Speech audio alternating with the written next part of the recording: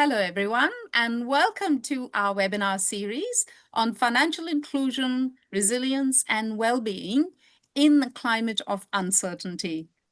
I am delighted to let you know that we've got a really interesting session today, which many of you may not know much about. But before I start, let me acknowledge that I'm coming to you today from the lands of the Wurundjeri people of the Kulin Nation, and I pay my respects to their elders, past, present, and emerging.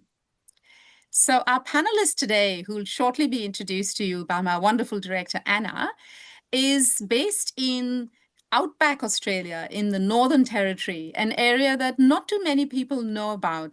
So without much ado, I'll hand over to Anna to introduce Duncan Poulson to you.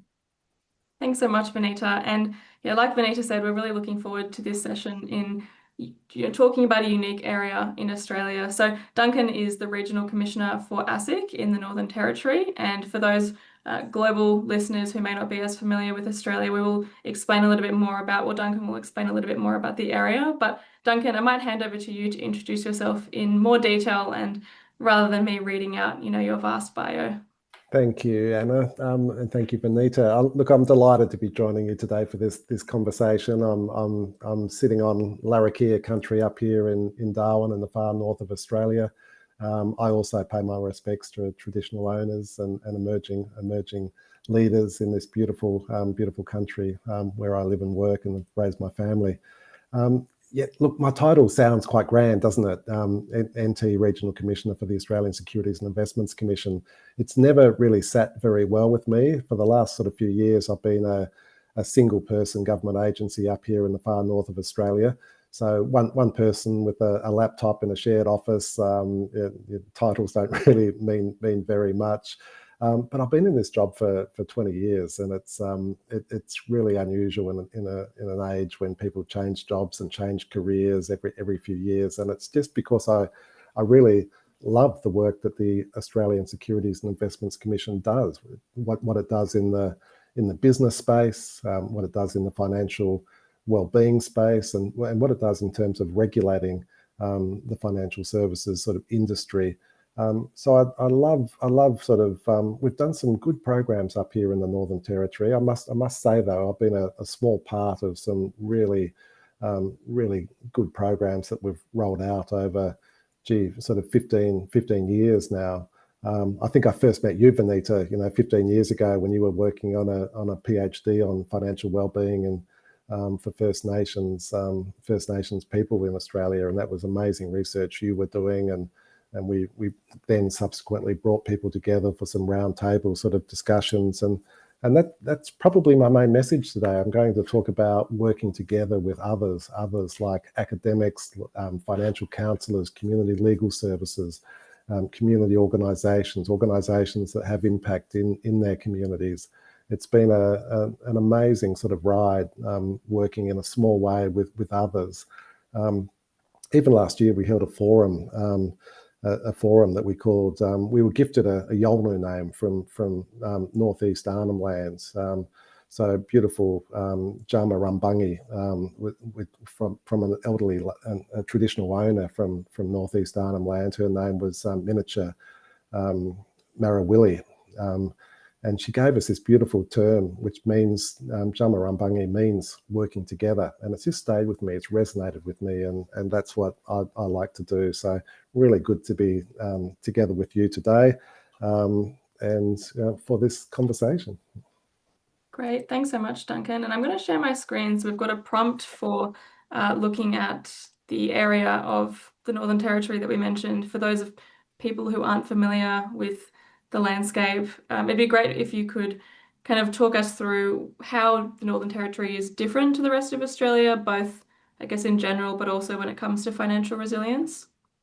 Yeah, look, I like this map. I think you can fit Tasmania into the Northern Territory about sort of 4 times. Victoria will fit there about sort of 3 times. So huge geographical distances, incredible sort of remoteness, high cost of living up here.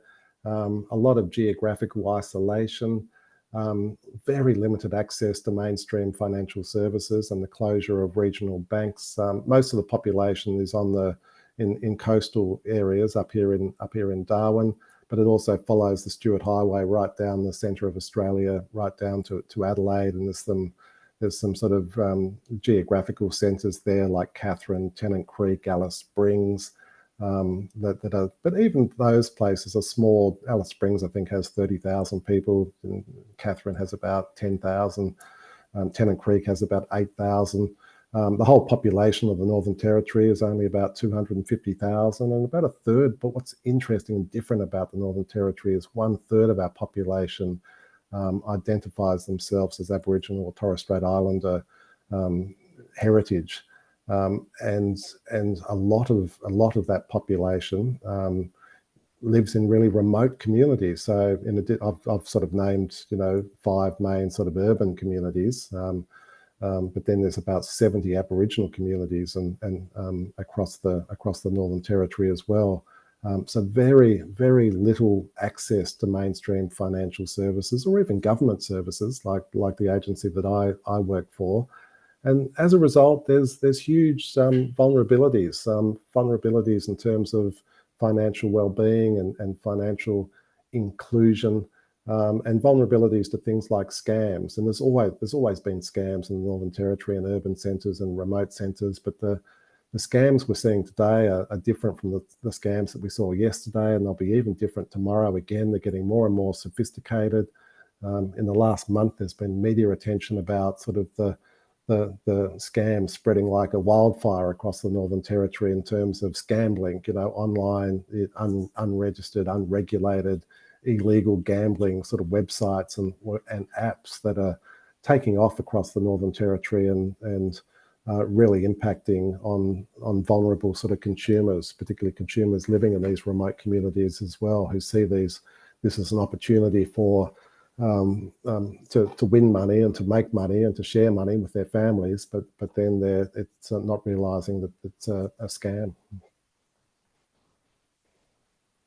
Yeah, that's definitely a unique challenge in terms of how, I suppose, scams are a problem everywhere, but then how quickly they change as well. You probably are able to identify one type of scam and then something new comes, and it's constantly, I imagine, chasing your tail in terms of we've managed to figure out how to stop this one and there's a new one, and the technology, especially in the last couple of years, I imagine it's a real challenge. And not many people who have got eyes on these sort of scams or eyes on these vulnerabilities either in regional and remote communities. So as I said before, I'm sitting up in Darwin in the Northern Territory, and if a scam takes off like wildfire across Arnhem Land or across Central Australia in sort of Walpuri country out to Yuendamu, gee, it might be 6 months until it's really getting back to Darwin, unless you've got really sort of committed people, and you do. You've got financial counsellors, and you've got community lawyers, and you've got community organisations that are raising these issues. But sometimes there's there's still an uncertainty about who do you raise something like this with? Who do you report a scam to these days? Geez, is it ASIC? What is ASIC? What does that acronym mean? What does the ACCC mean? The ACCC, the Australian Competition and Consumer Commission. There's a National Anti-Scam Centre that was set up a few years ago, but I don't believe that it's made it up to the Northern Territory yet. The representatives haven't. So Australia is a big place geographically, and for southern-based sort of government agencies, it's hard to justify budgets to travel to other states and territories, let alone to other remote communities. I'm about to take some other government agencies, the ATO, the Australian Financial Security Authority, ACCC, to Central Australia in early October. In fact, early October during Global Financial Inclusion Week, and a lot of those agencies have not been to Alice Springs. And Alice Springs is a population of, say, 25,000 to 30,000 people in the Central Australia, one of the oldest communities in Australia. But a community that's well represented by some government agencies, but where other government agencies just haven't been to for years. I think that's such a great program as well, or initiative, when you get executives or senior leaders to these different areas, because I think often you'll have programs that are directly impacting communities or individuals, and just no visibility of how that actually affects people or what that geography actually looks like. So it sounds like that's something that could be really impactful for them to just be in the community and feel it and see what it's like, rather than perhaps just thinking about it as this area without, really recognizing what it's like.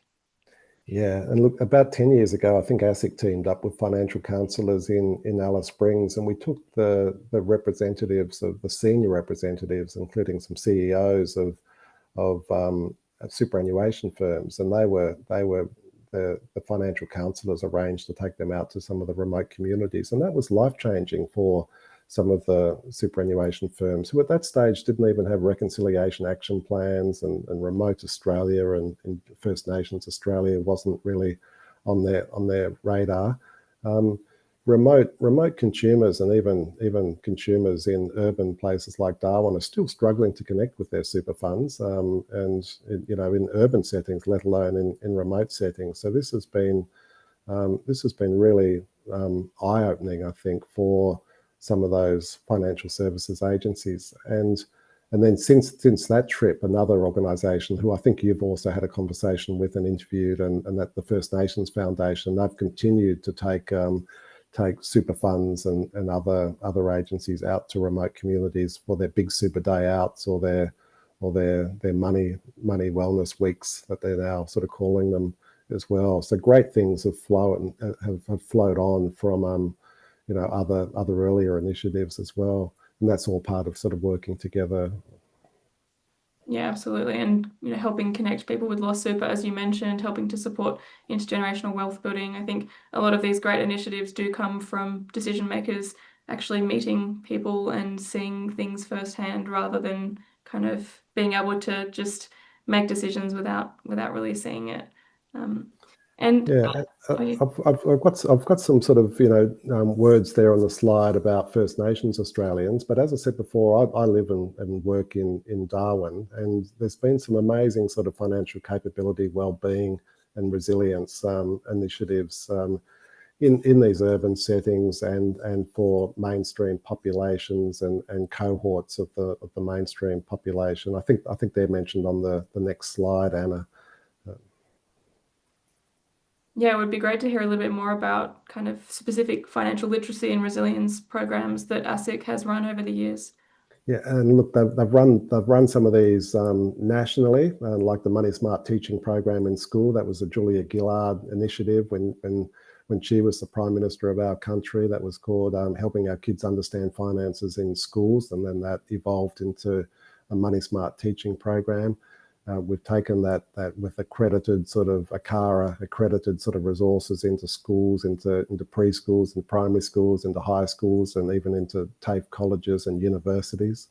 We've taken some of those. 11 million Australians visit ASIC's moneysmart.gov.au website every year, and we've taken a lot of those resources into workplaces. We've taken our resources into prisons up here in the Northern Territory.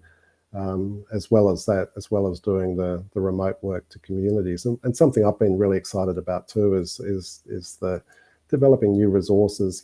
Taking some of our Money Smart resources, but then working with local communications companies up here like Yolngu Radio or First Nations Radio and First Nations TV, and to see how they've taken some of our resources for their audiences and used translated versions of them. Many years ago, we had talking posters up here in the Northern Territory, and that was a poster warning about ATM fees, and you pushed a button on the poster, and depending on what community it was in, you heard a warning about ATM fees. ATM fees in, I think there was 16 different First Nations languages, everything from Tiwi language in north of Darwin to Warlpiri language down in Central Australia. So that was a great initiative, and then 10 years after that, there was a trial of fee-free ATM machines across the Northern Territory, which is still sort of happening today. So there's been great education initiatives. There's been great initiatives by the financial services industry themselves, and as well as sort of regulatory action as well. A couple of the dot points there. One refers to Global Money Week. I'm not sure what's happened to Global Money Week.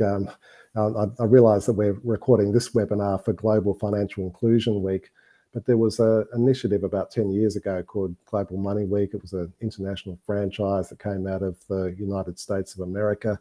I think the franchisee in Australia was the Mortgage Finance Association of Australia, and they were sort of doing things nationally. And up here in the Northern Territory, we took the mortgage brokers, we took financial advisors, we took the superannuation fund reps, and we took financial counsellors, and we went into places like libraries and towns and just had a conversation about financial wellbeing, financial resilience, and what we can all do to make better money decisions in our lives. And I've always really enjoyed that work, and I love this initiative that you're promoting now, which is the Global Financial Inclusion. Financial inclusion's a much better term, I think, than global money. And then finally, the dot point down there is working with Defence. I've been working, the Australian Defence Force has this incredible program, national program for members of the Defence Forces and their families, and that's called the ADF's Financial Services Consumer Centre. And they used to have about 10,000 Defence Force members up here, and even more sort of family members in the Northern Territory. So I've been working with the ADF Financial Services Consumer Centre for years to deliver sort of seminars, to be part of pre-deployment chats or post-deployment chats as people came back into the country after serving overseas. And also one-to-one sort of appointments with Defence members and their families about sort of money issues that they wanted to raise on a one-to-one basis. So this has been incredibly impactful for me. It's something I've been sort of volunteering my time to do over the years and continue to do. Yeah, great, impactful work, and one of the largest workplace financial wellbeing programs in Australia, I believe. Sounds like lots of great initiatives across a range of areas. So not just kind of schools, not just the new generation, but also adults who are either reconnecting back with where they normally live, coming out of prison or Defence Force, or just kind of getting across different ways of managing money and thinking about money and building that financial resilience. It'd be great to understand from your perspective what you think works well, or if there's anything that you think could be improved. I think just coming back to one of my opening sort of comments about just working together is what works well in relation to all of these programs. I've been a small player, and but the programs have been bigger than the sum of the parts. So working with financial counsellors. A few years ago, I actually also trained to be a financial counsellor myself. I'm a qualified lawyer, and I've always been a lawyer within ASIC. But I joined. I did my diploma of financial counselling, and I spent time with Anglicare NT out in East Arnhem Land, doing a work placement with them.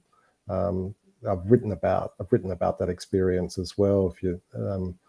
But that was, and now I continue to sort of through the ADF work and through Anglicare work, I've sort of volunteer. With others as well. So financial counsellors and community lawyers have always been inspiring to me in terms of the work they do, and I just try and help them in any way that I can. I've got an image there on this screen. I won't say too much about this because it's still before the courts, or it's being ASIC's decision in relation to some of the stores that we're using as sort of a centre payment system that ASIC had concerns about. And made an administrative legal decision in relation to those payment systems. That matter is actually still before the Administrative Appeals Tribunal. So I won't say very much about it, but what I will say is that it's the lawyers and the community lawyers and the community programs who are raising really important sort of issues with regulators, and sometimes it takes regulators years to respond and decades to respond, even in a good regulatory way. Sometimes we don't have the regulatory tools to respond to sort of these financial situations. And then of course there's, as this headline suggests, there's we ASIC found arrangements, payment systems posing a significant risk of financial hardship, but others say that our regulatory approach might be sort of paternalistic or even racist in terms of what we're doing. So we totally reject those statements. But this is the difficulty. Sometimes regulation is hard, and it requires a lot of education, a lot of discussion, a lot of talking to intermediaries, to consumers, before you actually take a matter, in a legalistic regulatory way. So a lot of my work over the years with ASIC has had very successful regulatory outcomes in the Northern Territory, but that's been a fraction of the work that we do up here. Most of it's been working together, collaborating, providing information about a particular financial issue for maybe a financial counsellor or a lawyer or a not-for-profit, sort of working in a remote community, helping them to connect, to find the answer that they need to find. Yeah, it sounds like there would be. Oh, you go. Oh, sorry, I was just going to turn my aircon up here. I know we're calling this a fireside chat, but up in the Northern Territory today, it's 30 degrees and quite hot up here. So unlike the rest of Australia. Yeah, we definitely don't need any fires to sit next to. Yeah, it sounds like there would be a lot of examples that ASIC would be dealing with, and I imagine over time there's different kinds of examples in terms of finances, credit, scams, everything you've mentioned already, and for quite for different communities and different levels of vulnerability as well. But it sounds like such important work. Is there anything that with your financial counselling work, is that anything particularly eye-opening you've learned there, or anything you've particularly enjoyed with that side of your work? Oh, look, I think it's always eye-opening to me to see the huge demand for financial counsellors. Financial counsellors don't charge. They're these amazing organisations and amazing individuals. You never know who's going to be walking in individually, who's going to be walking in by themselves or with their families, what the burden that they're carrying on their shoulders is. And I have just loved the way that financial counsellors provide this free service. They walk beside people. They alleviate the huge burden and the psychological burden almost that's weighing down on people. And so they're unsung heroes, the financial counsellors, and I've known them for as long as I've been with ASIC. They've come and gone. They've been terribly underfunded for years in Australia, but hopefully that's starting to change now with the new industry funding model that's being rolled out. So contracts have been short term for these amazing organisations and financial counsellors.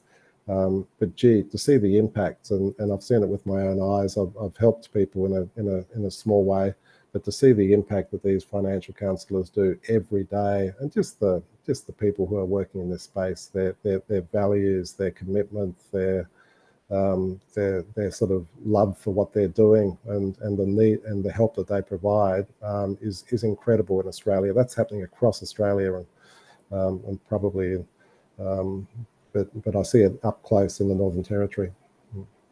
Absolutely. And we speak about financial resilience quite often, and tied to that, a lot of Vinita's work has been highlighting the ties between mental health, physical health, financial health, all of these tied together. So a financial counsellor can help alleviate some of those stresses, which can actually have these profound effects, I imagine, in terms of outcomes, and even just taking that burden off the shoulders of someone who realizes that actually they can escape a debt cycle, or they actually have more than they realize, or you can just help them have this positive outlook thanks to demystifying their finances, or breaking the barriers. So it's such impactful work that really has such tangible benefits.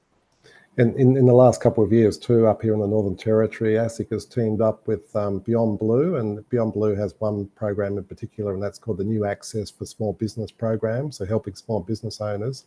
But we also teamed up with Beyond Blue and the Australian Small Business and Family Enterprise Ombudsman, rural financial counsellors who have quite a sort of a slightly different role in terms of working with small businesses and rural farmers and other rural services as well, and bringing small business owners along to talk about their to share their learnings and experience with running a small business in Australia and the huge financial and mental pressures that are on them. So that's once again another sort of working together with a really interesting sort of cohort of providers in the Northern Territory. We did one session down in Alice Springs a couple of years ago. We did one last year during October Business Month in the Northern Territory, and we're also sort of doing something again this October and indeed during Global Financial Inclusion Week, which is also October Business Month up here in the Northern Territory. We're bringing that same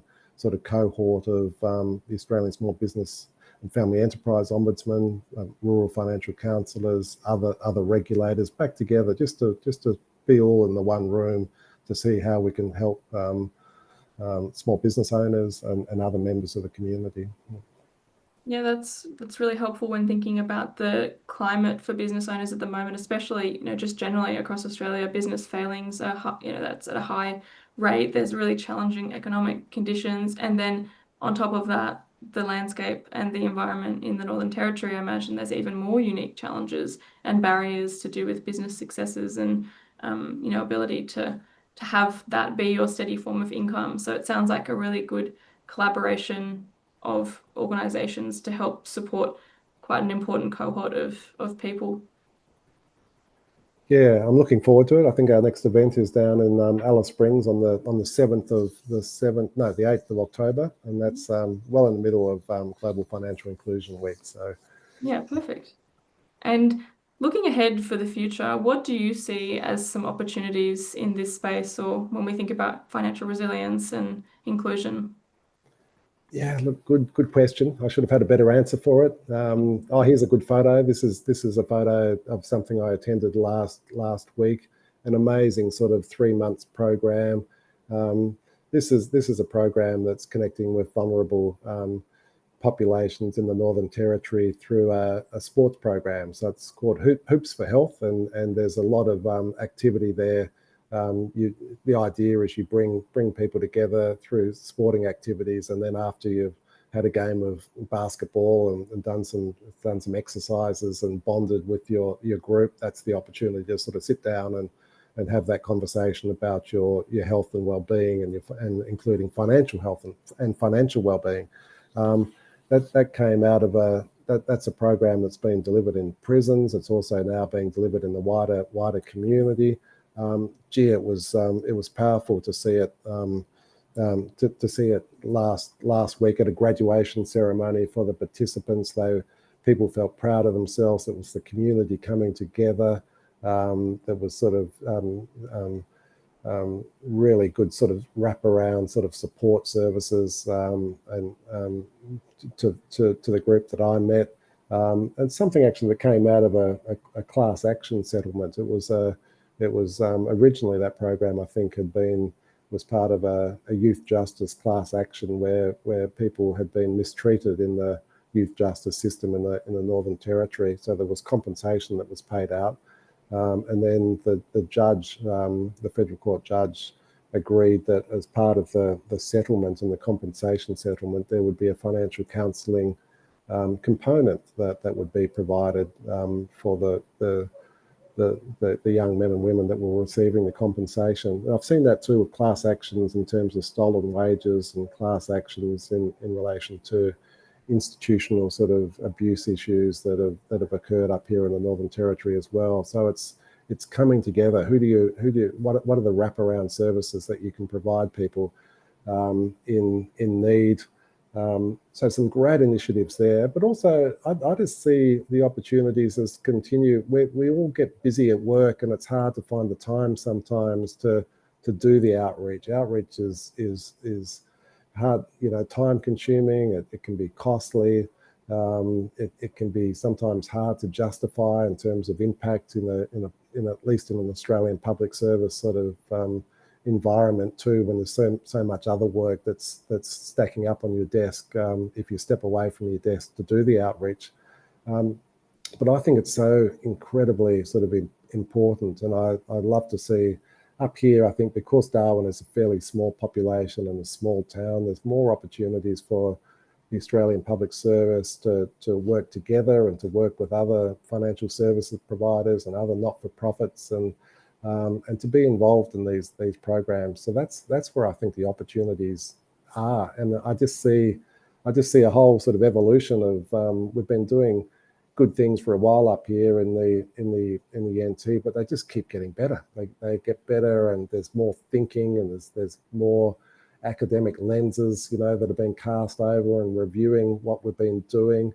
There's more goodwill happening. So that's where I think the opportunities are. Yeah, I think that's such a good example of how funds from those kind of things that happen that are problematic, using the fines and some of the basically turning it into something positive for community, and then learning about what works really well. So it sounds like there's a couple of initiatives that have been really beneficial, and hopefully that means more and more can be organized and arranged and really continue to drive the good work, because that's what you need to know, what's working, what drives the greatest impact, and how can you help people be resilient, but also, as you mentioned, just kind of be set up for success and to get good outcomes. Yeah, and look, and there's some things we've been doing for a long time now, but we just need to keep doing them.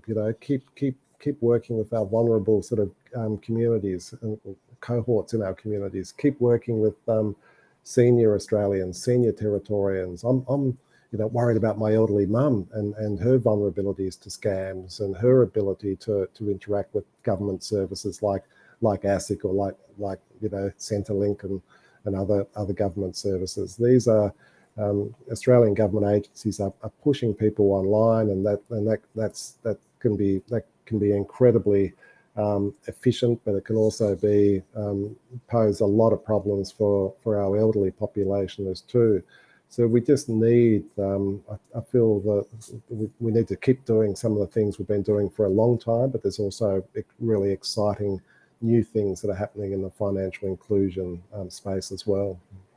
I think you've raised some good thought starters as well, in terms of how can you make it really clear where people need to go when something happens. If there is a scam, where does it get reported to, and what are those pathways, and is it clear? And if there's not an online, there's limited internet access in some remote areas. So then what happens if they need to be doing something online, or there's no phone reception, or all these other challenges I think definitely need to be considered, because for metro areas, it's one experience, but in these other areas, there are unique challenges that can make people even more vulnerable, as you mentioned. Yeah, and look, Darwin's a big country town in some ways, so it's actually it can be easier to find the service provider. Although there's a lot of government agencies or service providers that are not located up here, and can only be engaged sort of online or via the telephone, and long waits on the telephone to speak to a super fund or your bank, and it can be incredibly sort of frustrating, and people can suffer service provider fatigue as well. I think that we've got to be conscious of. But we just need to sort of keep listening. ASIC has recently taken our senior commissioners and even our chairman, Joe Longo, out to remote communities just to sit down with people and listen to people. Of course, taking ASIC out to government agencies out to remote communities is all can be quite sort of a one-way interaction as well. When you're asking the community members to sit down with us and tell us about their experience. So we've been doing some different things in that space as well. I recently went over to the Tiwi Islands, and we paid for some cultural knowledge providers to sit down and share their time with us and their experience with us. And that's something that we haven't done before as a public service, and something that might be hard to justify going forward as well. But it's just something new and different that we're doing in terms of trying to improve the way that we engage with the communities that we need to speak to as well. Yeah, fantastic. And that sounds like a really good opportunity for some dialogue as well.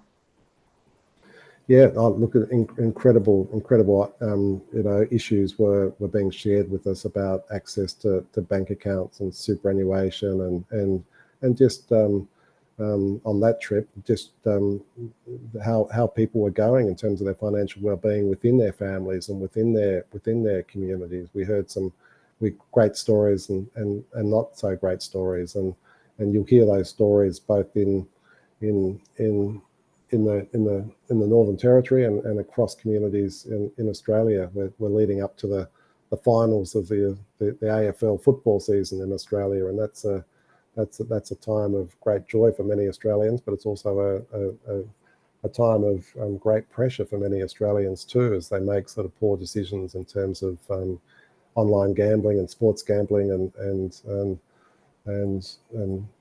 combining that with alcohol and their sports teams losing and the impact that can have on and the awful impact that can have on things like domestic violence across our communities as well. So there's always more that we can be doing, and it's just so wonderful that you're holding these seminars and sharing some of the other great good things that are happening across the country. Yeah, and it's been fantastic to have you here. So I'll hand over to Vinita for some concluding thoughts, but thank you for your time and for sharing all the great perspective. Oh, it's been a pleasure. Thank you. I should say thank you to you, Duncan. That has been such a mind-blowing session.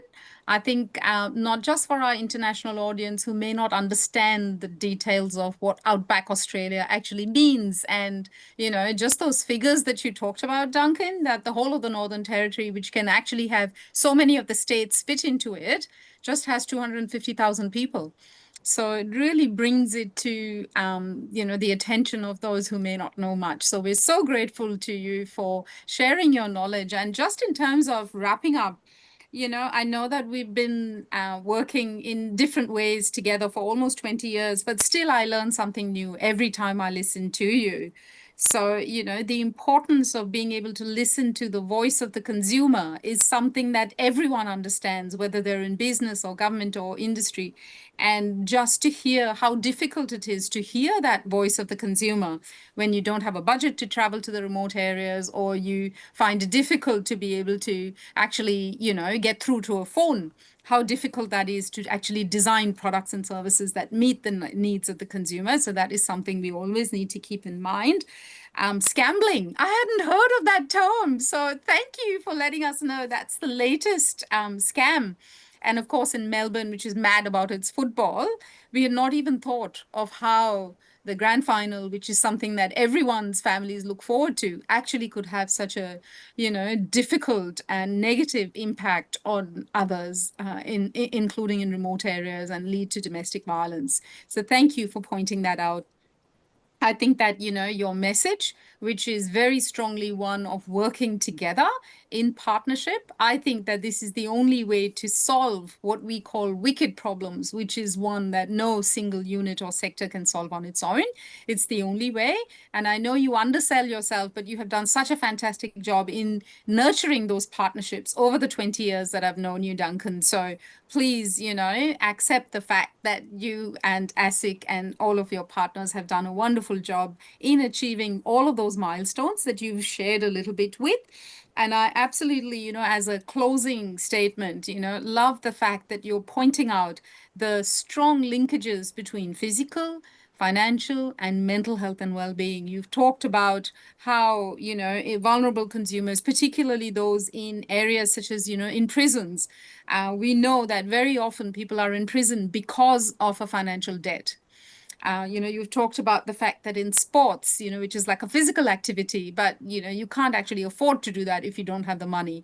And if your mental health is struggling, then you can't actually be an elite sportsman either. So that inextricable link between all aspects of health and well-being is something that we always try to showcase in these webinars. So once again, thank you so much, Duncan, for participating. We absolutely loved the opportunity to give everyone a bit of a taster for what it feels like to be in Outback Australia and leading financial health and well-being there. So thank you so much on behalf of the Centre for Financial Wellbeing.